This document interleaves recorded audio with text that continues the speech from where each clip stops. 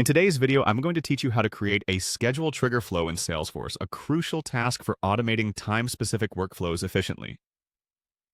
First, let's start by heading over to your Salesforce homepage. This is your central hub, a place you're likely familiar with where you can access various features and settings.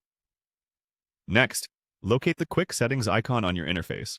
This serves as a shortcut to numerous configurations and ensures that you can navigate efficiently without getting lost in the myriad of available options. Once you've clicked Quick Settings, what you're going to do next is select Open Advanced Setup.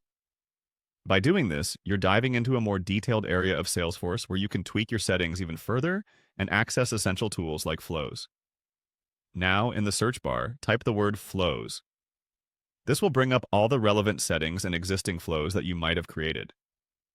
Once you see the result, click on Flows, which will take you directly to the Flow Setup page.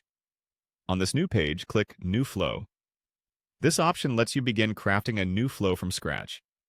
Establishing a new flow will bring up various templates. What you want to do next is to select Schedule Triggered Flow from the available options. This particular choice is crucial because it allows you to predetermine when your flow should activate, perfect for time-based processes.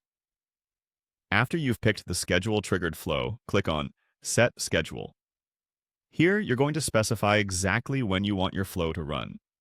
Choose a start date and a start time that align with your process requirements. This flexibility ensures that your automation kicks off precisely when you need it. You might want to take a moment here to consider the frequency of your flow.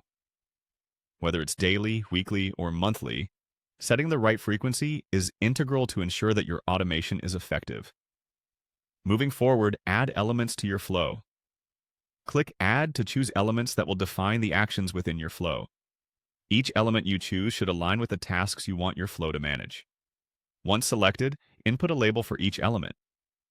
Labels are not just useful for identifying elements, but also for maintaining clarity when you're working with more complex flows. Remember to save your progress by clicking on Save. It's always a good practice to frequently save your work to prevent data loss. After you've saved your element configurations, you will need to provide a flow label and a flow API name. This labeling helps in organizing and recalling your flow in future references. Finally, confirm everything by clicking Save again. Congratulations! You've successfully set up a schedule trigger flow in Salesforce. Your automated workflow is ready to run at predefined times, bringing efficiency and productivity to your operations. Thank you for watching, and I hope you found this tutorial helpful.